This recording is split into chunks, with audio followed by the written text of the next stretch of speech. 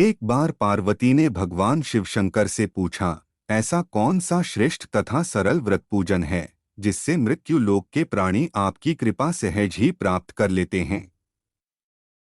उत्तर में शिवजी ने पार्वती को शिवरात्रि के व्रत का विधान बताकर यह कथा सुनाई। एक गांव में एक शिकारी रहता था। पशुओं की हत्या करके वह अपने कुटुंब को पालता था। वह एक साहूकार का ऋणी था, लेकिन उसका ऋण समय पर न चुका सका। क्रोधवश साहूकार ने शिकारी को शिवमठ में बंदी बना लिया। संयोग से उस दिन शिवरात्रि थी। शिकारी ध्यानमग्न होकर शिव संबंधी धार्मिक बातें सुनता रहा। चतुर्दशी को उसने शिवरात्रि की कथा भी सुनी। संध्या होते ही साहूकार ने उसे अपने पास बुलाया और ऋण चुकाने के विषय में बात की। शिकारी अगले दिन सारा ऋण लौटा देने का वचन देकर बंधन से छूट गया। अपनी दिनचर्या की भांति वह जंगल में शिकार के लिए निकला, लेकिन दिन भर बंदीगृह में रहने के कारण भूख प्यास से व्याकुल था। शिकार करने के लिए वह एक तालाब के किनारे बेल वृक्ष पर पड़ाव बनाने लगा। बेल वृक्ष के नीचे शिवलिंग था जो बिल्वपत्रों से ढका हुआ था। शिकारी को उसका पता न चला। पड़ाव बनाते समय उसने जो टहनियां तोड़ी वे संयोग से शिवलिंग पर गिरी। इस प्रकार दिन भर भूखे प्यासे शिकारी का व्रत भी हो गया और शिवलिंग पर बेलपत्र भी चढ़ गए। एक पहर रात्रि बीत जाने पर एक गर्भिणी मृगी तालाब पर पानी पीने पहुंची। शिकारी ने धनुष पर तीर चढ़ाकर ज्यों ही प्रत्यंचा खींची, मृगी बोली, मैं गर्भिणी हूं, शीघ्र ही प्रसव करूंगी। तुम एक साथ दो जीवों की हत्या करोगे, जो ठीक नहीं है। मैं अपने बच्चे को जन्म देकर शीघ्र ही तुम्हारे सामने प्रस्तुत हो जाऊंगी, तब तुम मुझे मार लेना। शिकारी ने प्रत्यंचा ढीली कर दी और मृगी झाड़ियों में लुप्त हो गई। कुछ ही देर बाद एक और मृगी उधर से निकली। शिकारी की प्रसन्नता का ठिकाना न रहा। समीप आने पर उसने धनुष पर बाण चढ़ाया। तब उसे देख मृगी ने विनम्रतापूर्वक निवेदन किया, हे पारधी, मैं थोड़ी देर पहले ही ऋतु से निवृत्त हुई हूं। कामातुर विरहिणी हूं। अपने प्रिय की खोज में भटक रही हूं। मैं अपने पति से मिलकर शीघ्र ही तुम्हारे पास आ जाऊंगी। शिकारी ने उसे भी जाने दिया। 2 बार शिकार को खोकर उसका माथा ठनका। वह चिंता में पड़ गया। रात्रि का आखिरी पहर बीत रहा था। तभी एक अन्य मृगी अपने बच्चों के साथ उधर से निकली। शिकारी के लिए यह स्वर्णिम अवसर था।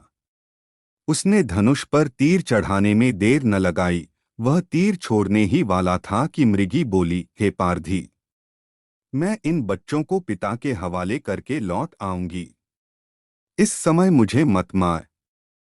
शिकारी हंसा और बोला, सामने आए शिकार को छोड़ दूं, मैं ऐसा मूर्ख नहीं। इससे पहले मैं 2 बार अपना शिकार खो चुका हूं। मेरे बच्चे भूख प्यास से तड़प रहे होंगे। उत्तर में मृगी ने फिर कहा, जैसे तुम्हें अपने बच्चों की ममता सता रही है, ठीक वैसे ही मुझे भी, इसलिए सिर्फ बच्चों के नाम पर मैं थोड़ी देर के लिए जीवनदान मांग रही हूं। हे पारधी, मेरा विश्वास कर मैं इन्हें इनके पिता के पास छोड़कर तुरंत लौटने की प्रतिज्ञा करती हूं। मृगी का दीन स्वर सुनकर शिकारी को उस पर दया आ गई। उसने उस मृगी को भी जाने दिया। शिकार के अभाव में बेलवृक्ष पर बैठा शिकारी बेलपत्र तोड़ तोड़कर नीचे फेंकता जा रहा था। पौ फटने को हुई तो एक हष्टपुष्ट मृग उसी रास्ते पर आया। शिकारी ने सोच लिया कि इसका शिकार वह अवश्य करेगा।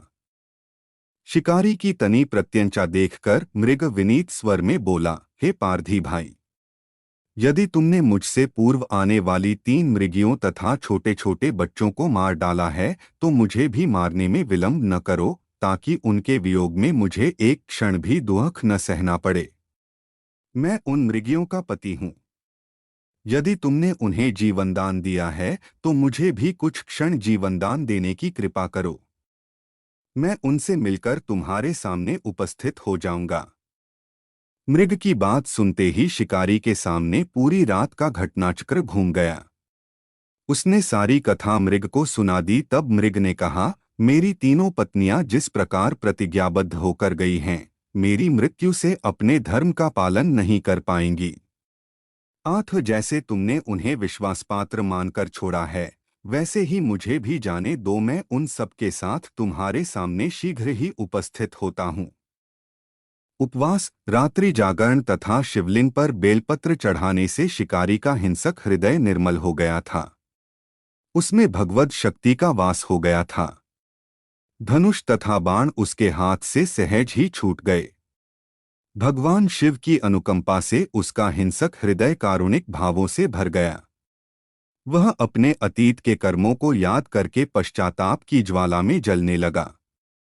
थोड़ी ही देर बाद मृग सपरिवार शिकारी के समक्ष उपस्थित हो गया ताकि वह उनका शिकार कर सके, किंतु जंगली पशुओं की ऐसी सत्यता, सात्विकता एवं सामूहिक प्रेम भावना देखकर शिकारी को बड़ी ग्लानि हुई। उसके नेत्रों से आंसुओं की झड़ी लग गई। उस मृग परिवार को न मारकर शिकारी ने अपने कठोर हृदय को जीव हिंसा से हटा सदा के लिए कोमल एवं दयालु बना लिया। देवलोक से समस्त देव समाज भी इस घटना को देख रहा था। घटना की परिणति होते ही देवी देवताओं ने पुष्प वर्षा की। तब शिकारी तथा मृग परिवार मोक्ष को प्राप्त हुए।